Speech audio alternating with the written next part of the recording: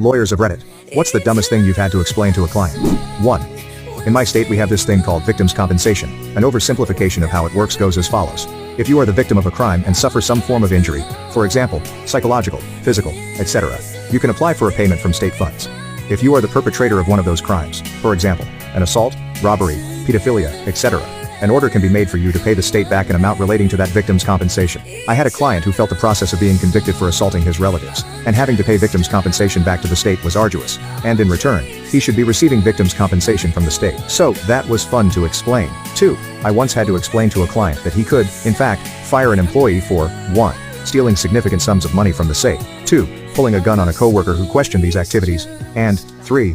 Waving said gun in a customer's face moments later, all of which were on camera. 3. I once had to explain what a maiden name was. They